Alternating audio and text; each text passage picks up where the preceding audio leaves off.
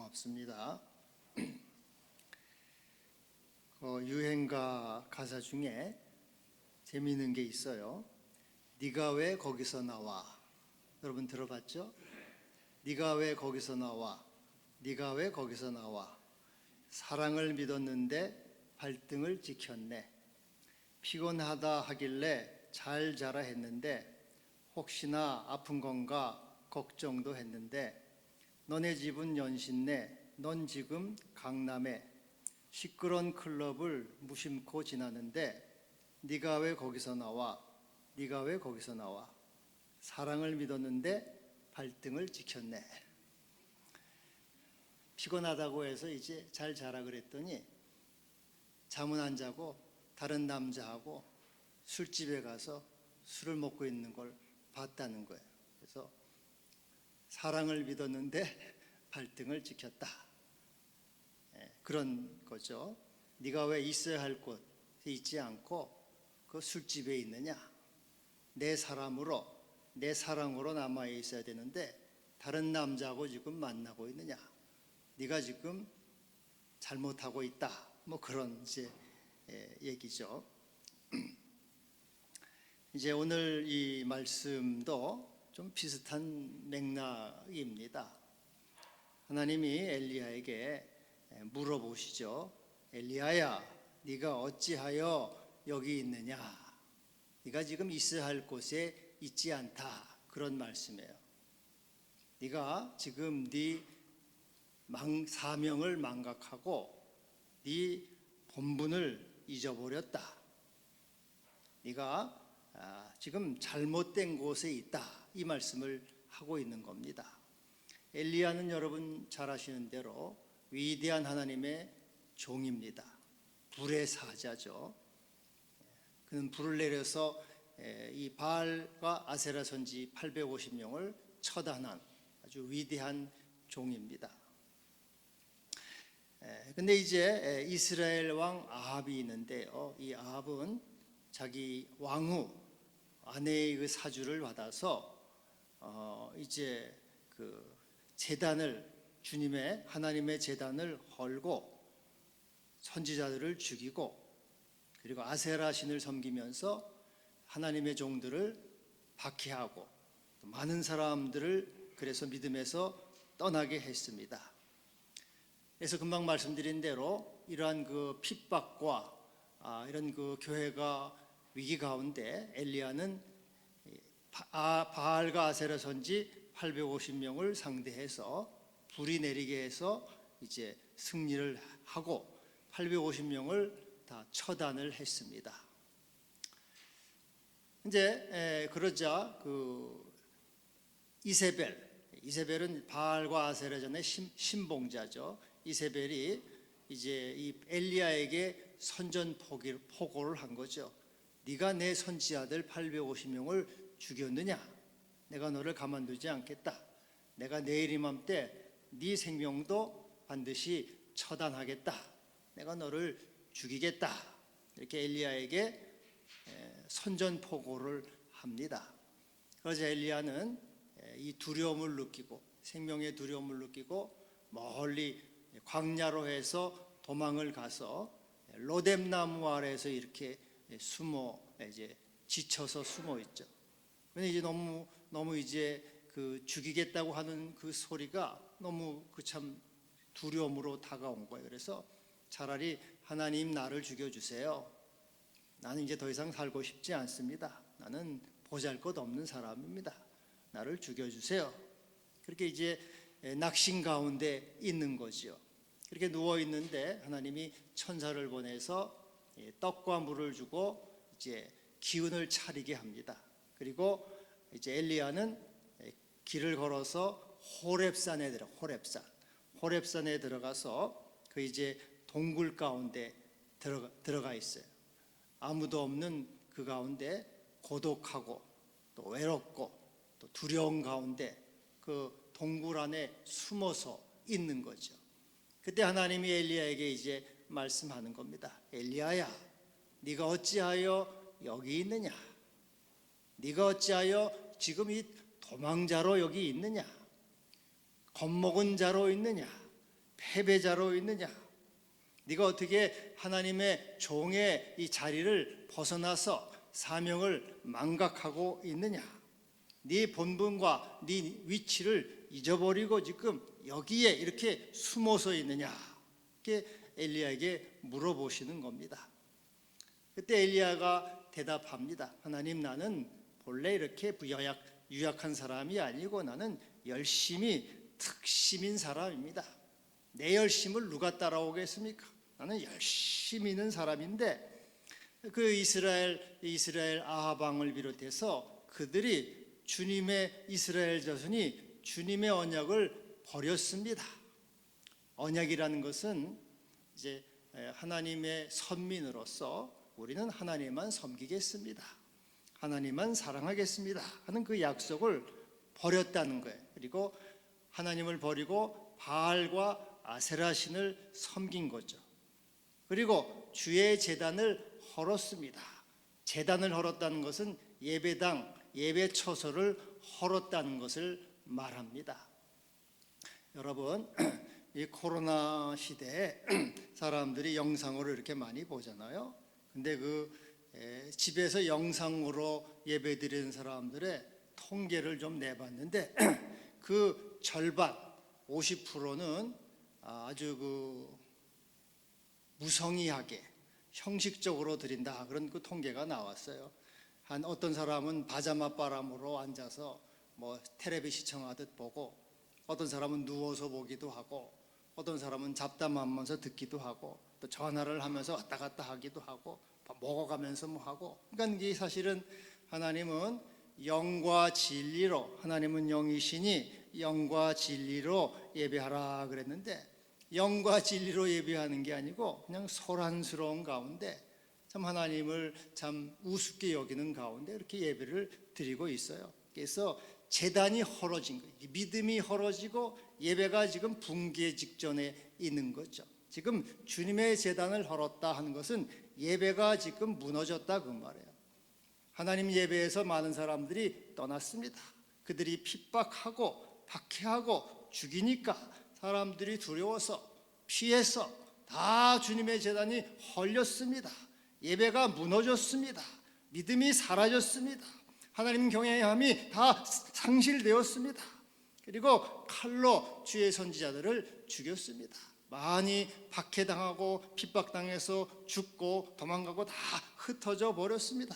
근데 나 하나 남았어요. 주님, 나 하나 남았는데 나마저도 못 죽여서 지금 저들이 내 생명을 빼앗으려고 하고 있습니다.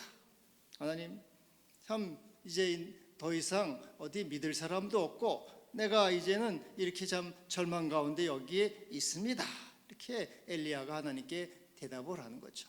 그러니까 하나님이 엘리야야, 너는 저 굴 앞에 나가서 서 있으라, 산 앞에 서 있으라 하고 하나님이 말씀하세요. 그래서 엘리야가 그 산에 서 있으니까 크고 강한 바람이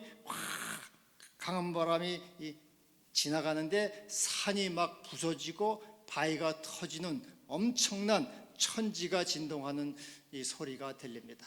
근데 하나님이 그 가운데 계시지 아니하였다 그랬어요.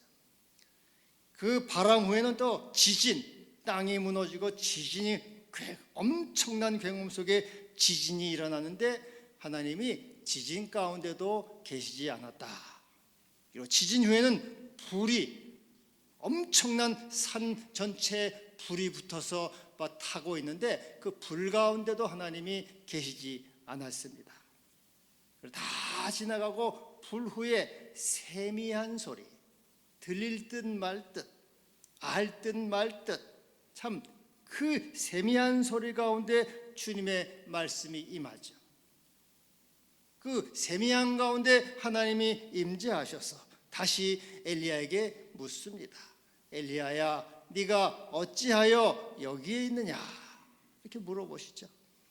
여러분, 하나님이 강한 바람 가운데도 계시지 않고 지진 가운데도 계시지 않고 불 가운데도 계시지 않고 세미한 소리 가운데 계셨다. 이게 무슨 뜻이겠습니까? 어떻게 우리는 이것을 해석해야 되겠습니까? 본래 바람과 지진과 불, 그것은 하나님의 임재의 상징입니다. 그래서 하나님이 출애굽기 10기장에 보면은 우레와 천둥과 번개와 지진과 불 가운데 하나님이 거기에 강림하시는 것을 볼 수 있어요.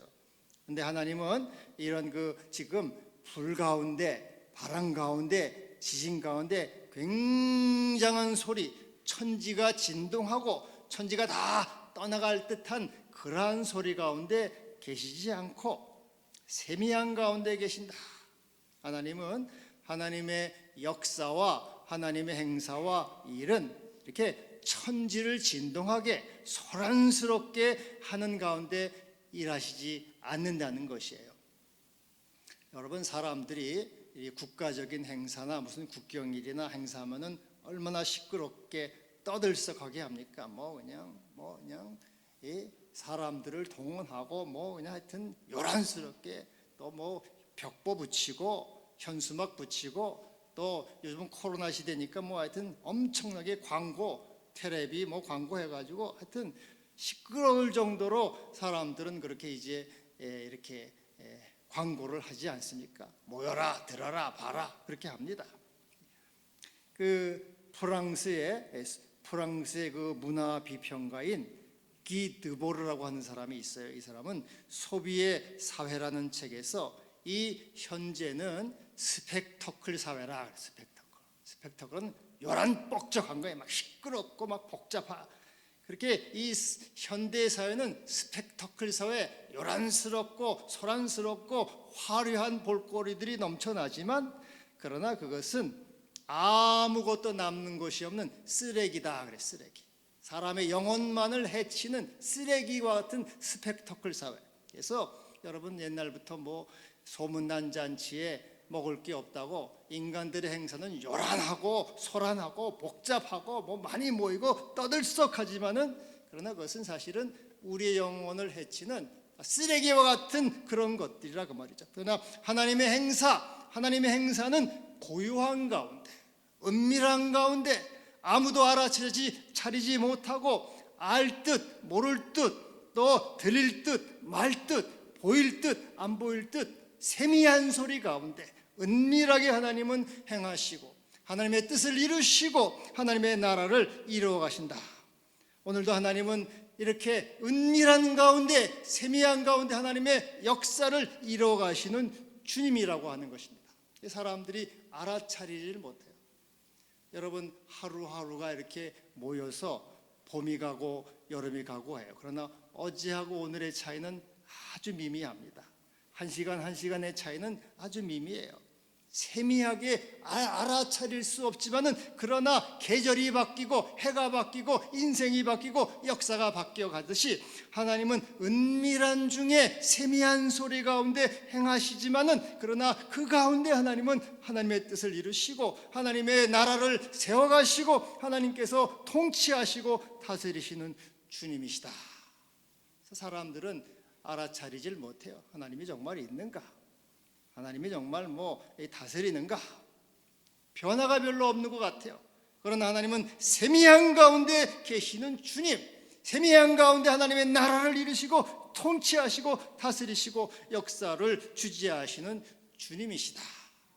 세미한 가운데, 오늘도 우리에게 세미한 가운데 말씀하시고 세미한 가운데 역사를 진행하시고 세미한 가운데 은혜를 주셔서 우리 영혼을 변화시키고 새로운 존재로 만들어 가시는 주님이신 겁니다. 미국의 역사가이고 정치학자인 찰스 오스틴 비어드라는 한 사람이 있습니다. 이 사람이 평생 역사를 공부하면서 역사에서 4가지 진리를 배웠다, 이렇게 말하고 있어요. 첫째로, 하나님은 개인이나 국가이건 간에 이 멸망시킬 자를 권세욕에 날뛰게 하신다 그랬어요. 그래서 어떤 국가나 개인이나 이 권세욕으로 남을 압제하고 독재하고 또 남을 침공하고 하는 이런 무리들이 있는데 이것은 하나님이 멸하시기로 작정한 자라 하는 것이죠. 여러분, 애굽의 바로 왕은 교만하여서 그 권세욕으로 이스라엘을 압제해서 결국은 멸망했습니다. 이스라엘의 초대왕 사울, 권력욕, 권세욕으로 다윗을 핍박했고 결국은 그도 멸망을 당한 거예요. 그래서 하나님은 교만은 멸망의 선봉이요 겸손은 존귀의 앞잡이라. 누구든지 멸망시킬 자를 그 권세욕에 날뛰게 하신다. 두 번째로는 하나님은 역사의 주제로서 역사의 맷돌을 돌리신다. 하나님이 역사의 맷돌을 지금도 돌리시는데 천천히 돌아요. 너무 느리게 돌아요. 그래서 이게 하나님이 있는지 없는지 의심을 해요. 그러나 하나님은 계속해서 돌리시는 거예요. 의와 공의가 주의 보좌의 기초라.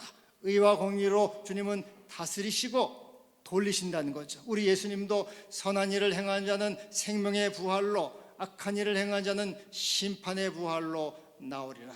사필기정. 하나님은 역사의 맷돌을 돌려서 반드시 세미한 가운데 그 하나님의 뜻을 이루시고 하나님의 나라를 세워가신다 하는 것이죠. 세 번째로는 꿀벌이 꽃에 가서 꿀을 가져갑니다.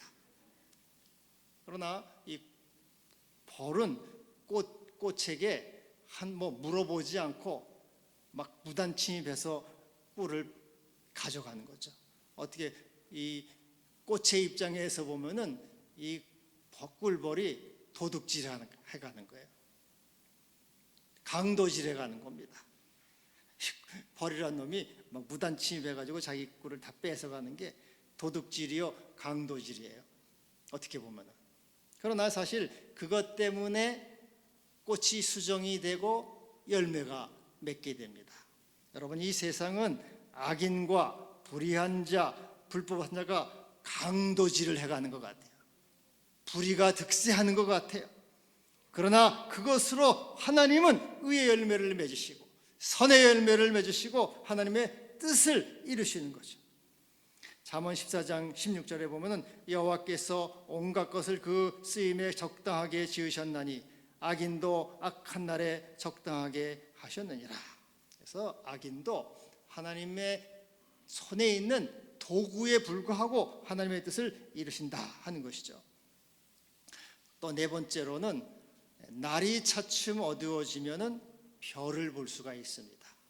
다른 말로 하면은 날이 어두워져야 별을 볼 수가 있어요. 이와 같이 암흑과 흑암이 깊어지면은 소망의 별이 나타납니다. 다시 말하면 암흑과 흑암이 깊어져야 비로소 소망의 별이 나타나는 거죠. 이제는 희망이 없다. 다 끝났다. 그때 비로소 소망의 별이 나타나고 구원의 별이 나타난다 하는 것입니다. 마가복음 1장에 예수님이 때가 찼고 하나님 나라가 가까웠다. 이 때가 찼다. 때가 찼다. 하나님의 그래서 이 로마 통치 시대 가장 어둡고 혼란스럽고 그런 시대 하나님의 이 통치, 주님의 구원의 별, 소망의 별이 나타난 것입니다. 그래서 하나님은 이 악은 악으로, 선은 선으로, 불의는 불의로, 공의는 공의로 심판하셔서 주님의 뜻을 이루시는 분이시라는 거죠. 그래서 하나님이 엘리야야 네가 어디 있느냐 이렇게 말씀하시는 것은 엘리야야 너는 실망하지 말아라, 낙심하지 말아라. 하나님이 살아계시고 역사의 주제이시며 다스리시는 믿음을 가져라. 너는 일어나서 내 사명을 다하라. 하나님 제단을 수축하고 이스라엘 신앙을 회복하고 그들로 하나님께 돌아오게 하라. 이렇게 말씀하고 계시는 겁니다. 이 하나님은 엘리야에게 그러면서 이제 세 가지 사명을 주십니다. 하나는 오늘 15절에 네가 다메섹에 이르거든 하사엘에게 기름을 부어 아람 왕이 되게 하라. 이 하사엘은요, 하사엘에게 기름을 부으라고 하셨는데 하사엘은 아람 왕 베나닷의 군대 장관, 지금으로 하면 참모총장 되겠죠. 참모총장인데 이 아람 왕 베나닷을 죽이고 자기가 이제 왕이 된 사람이에요. 그러니까 여러분 지금도 뭐 이제 이렇게 이 미얀마 옛날에 버마였죠. 미얀마에서 쿠데타가 일어났잖아요. 근데 쿠데타 누가 일으킵니까? 군인들이 일으키죠. 대개 군인 참모총장. 지금도 그 쿠데타 버마의 쿠데타 일으킨 사람도 참모총장입니다. 그 사람이 이제 쿠데타 일으켜 자기가 정권을 잡았어요. 그러니까 우리나라도 그렇고 보통 군인들이 다 이렇게 쿠데타를 일으켜서 정권을 잡아요. 근데 이 하사엘도 참모총장이에요. 참모총장인데 왕을 죽이고 쿠데타를 일으켜서 이제 왕이 된 사람이에요. 근데 하나님이 엘리야에게 너는 그 하사엘에게 기름을 부으라 그랬어요. 쿠데타를 일으켜서 왕을 죽이고 불법으로 왕이 됐죠. 근데 하나님은 그 불법으로 왕이 된 하사엘에게 기름을 부어서 정식으로 왕이 되게 하라. 이렇게 불법을 마치 인정해 주시는 것 같이 하나님이 그렇게 말씀을 하셔요. 근데 이 하사엘은 누구냐 하면은 결국 이 하사엘은 이스라엘을 침공해서 이스라엘에 엄청난 만행을 저지릅니다. 열왕기하 8장에 보면은 그 하사엘은 그 이스라엘에 쳐들어와서 성에 불을 지르고 또 장정을 칼로 죽이고 어린아이를 맺히고 아이벤 부녀를 칼로 가르는 그런 아주 천인공노한 짓을, 엄청난 잔인한 짓을 해요. 근데 하나님은 왜 이스라엘에 이렇게 엄청난 고통을 줄 그 하사엘을 기름을 부어서 왕이 되게 하라고 하시나? 바로 하나님은 이 하사엘이 하나님의 징계의 채찍이라는 거예요. 하나님이 징계의 몽둥이라고 하는 것입니다. 이스라엘이 불신앙으로 하나님 예배에서 떠났고 제단이 헐어지고 바알을 따라가고 그들의 믿음을 버렸죠. 그들의 불신앙과 불순종, 하나님을 배반하고 믿음을 떠난 것을 하나님이 징계하기 위해서 바로 아람 왕, 이방 왕의 손을 통해서 이스라엘을 징계하시고 심판하신다고 하는 것을 말씀하고 있는 거죠. 그래서 여러분 오늘날도 우리가 볼 때 하나님은 왜 저렇게 무자비하고 잔인한 놈을 저렇게 지도자로 세우실까? 그런 우리는 의심을 하게 돼요. 바로 하나님은 징계의 채찍과 몽둥이를 통해서 하나님의 역사를 이루어 가신다는 거죠. 하나님은 사랑하는 자를 징계하시고 받으시는 아들마다 채찍질 하시느라. 우리가 믿음에서 떠나고 하나님을 버리고 예배가 무너지고 하나님 신앙에서 떠날 때 하나님은 그냥 두지 않고 하나님의 이 몽둥이를 채찍을 통해서 다시 그들을 경성시키고 또 돌이키게 하고 회개하게 해서 다시 믿음에 서게 하고 하나님 신앙으로 돌아오게 하신다. 하나님의 나라와 의를 이루어 가시는 주님이시다. 그래서 엘리야야 네가 어찌하여 여기 있느냐? 너도 네 사명을 감당하고 네 역할을 다하고 네 본분을 다하라. 하나님의 뜻을 이루어가라. 이렇게 말씀하고 계시는 겁니다. 두 번째 사명은 16절에 너는 님시의 아들 예후에게 기름을 부어 이스라엘 왕이 되게 하라. 이렇게 말씀했어요. 여기 예후는 누구냐면은 예후도 역시 아하방 이스라엘의 군대 장관이에요. 군대 장관, 참모총장. 아까도 군인들이 쿠데타 일으킨다 그랬죠. 이 예후도 쿠데타를 일으켜서 아합의 아들 요람을 죽이고 자기가 왕이 됐어요. 그 쿠데타를 일으킨 예후, 그래서 왕을 죽이고 정권을 잡은 예후에게 기름을 부어라. 그리고 정식 왕이 되게 하라. 하나님이 그렇게 말씀하세요. 여러분, 하나님은 역시 이 예후를 들어서 하나님은 하나님의 일을 하시고 하나님의 나라를 세워가시고 하나님의 뜻을 이루신다는 것이에요. 여러분, 아합이 누굽니까? 하나님은 예후를 들어서 아합 가문의 죄악을 이렇게 소탕하신다는 게, 아합은 왕후 이세벨의 사주를 받아서 이스라엘을 하나님 신앙에서 떠나가게 했습니다. 선지자들을 죽이고 제단을 헐고 바알을 섬기게 하고, 그래서 하나님의 교회를 회방하고 하나님을 대적한 그런 자죠. 그래서 하나님을 대적하고 하나님의 신앙을 버리게 하고 하나님을 회방한 그 아합의 집, 그들의 집의 그 죄값을 내가 예후를 통해서 다 갚아주겠다고 하나님이 이렇게 선언하고 계시는 겁니다. 실제로 예후는 이세벨을 처형을 시킵니다. 그리고 아합의 자식 70명, 70왕자를 모조리 죽여가지고 다 그 아합 가문의 씨를 말려요. 하나님이 그래서 그 하나님을 대적하고 하나님의 교회를 회방하고 하나님의 제단을 헌 그 아합의 죄악을 예후를 통해서 이와 같이 처단하시고 하나님의 의를 이루어 가신다는 것을 이렇게 말씀하고 있는 것입니다.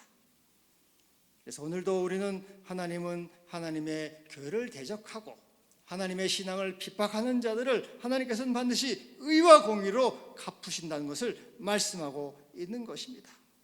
그래서 하나님은 엘리야야 네가 어찌하여 여기 있느냐 이렇게 말씀하는 것은, 나는 지금 세미한 중에 거하는 하나님, 세미한 가운데 하나님의 나라를 이루어가고 이스라엘 신앙을 회복하고 그들이 다시 하나님께로 돌아오게 하는 역사의 주님이시다.